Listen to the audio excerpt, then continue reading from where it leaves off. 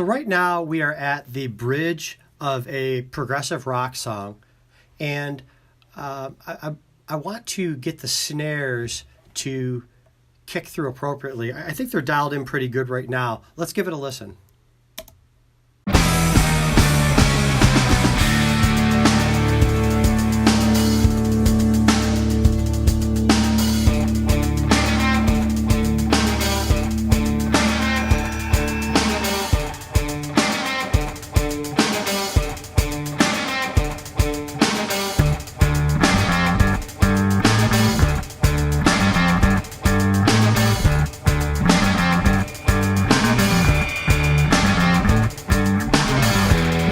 All right, cool. So you can see there's a lot of moving parts.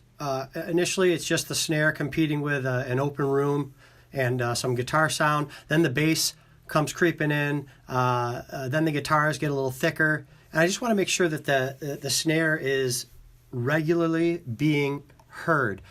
How I accomplished that was I didn't like the original acoustic drum that was being utilized.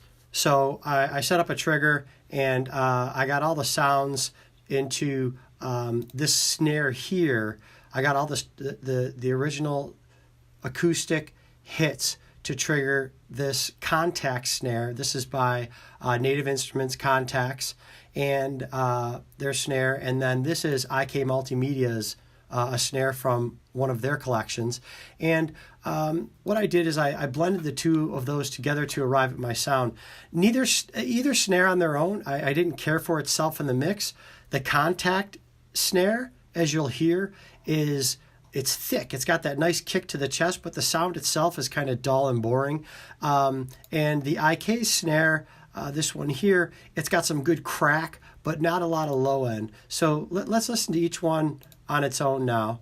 And we're going to remove the sends that I also have on there. I'll get to that in a minute. So this is Contact's snare.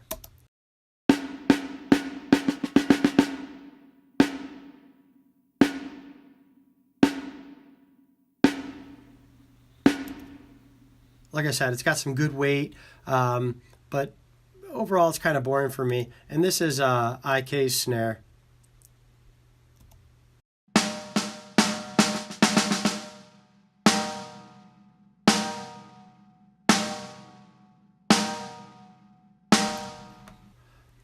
Okay, now I'm going to put them together, and then what I'll do is I'm going to dial it in just till it's a nice blend, and we'll see how that fares.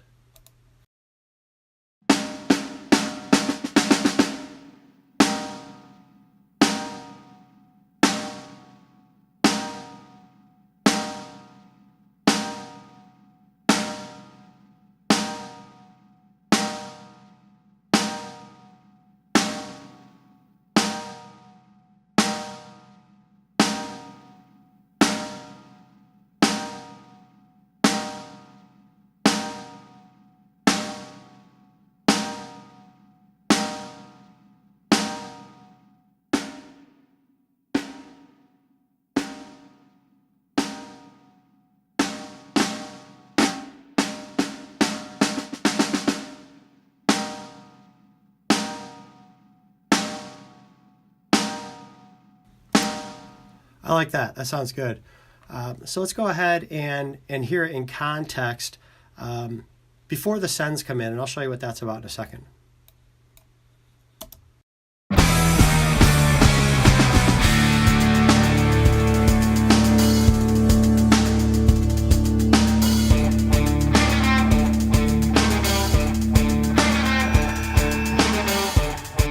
See, so the snare's still a little low for that part on its own, but I have the volume turned down a little bit on them because at this part, I've actually got a couple of sends that come in. This first send right here, this is a plate reverb, and it's Universal Audio's EMT 140, and this send right here is a Universal Audio CS1. So what I've got is the contact snare and then the IK snare. Those are both being sent to a bus, okay? So I've got them both bused to a bus called snares. So they are both going to right here. And then both of these snares are being sent out over to a bus that I call drums, where all the drums are going to, which is right here. Okay, but on the snare bus itself, you'll see that, let's get back up here. You'll see that here are the two sends. So what I've got is this reverb really helps give some nice volume for this part of the song, and that's why I added that in. So let me show you what that sounds like when you blend those two in also while the song's playing.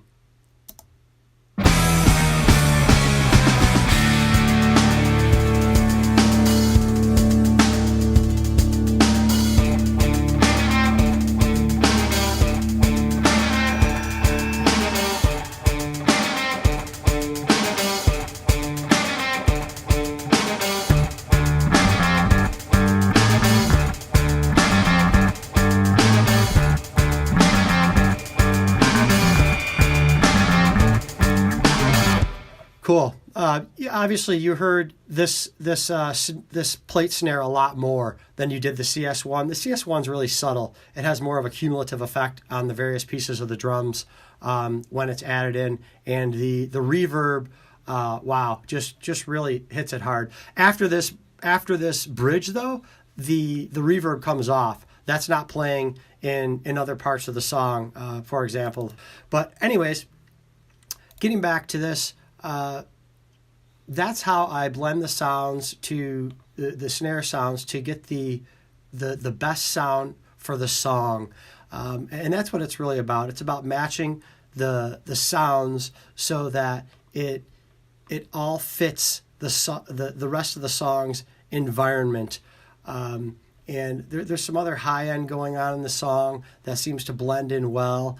Some of the guitar crunchiness that seems to blend in well with this snare, and some of the bass and mid-low frequencies that seem to blend in well with this snare. So together they have a nice cumulative effect to round out the sound for the song.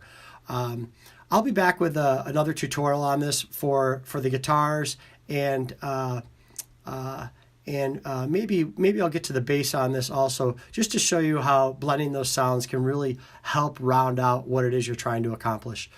Please subscribe down below and comment. Let me know if you'd like to see any other videos. I look forward to your replies, and thanks so much for watching.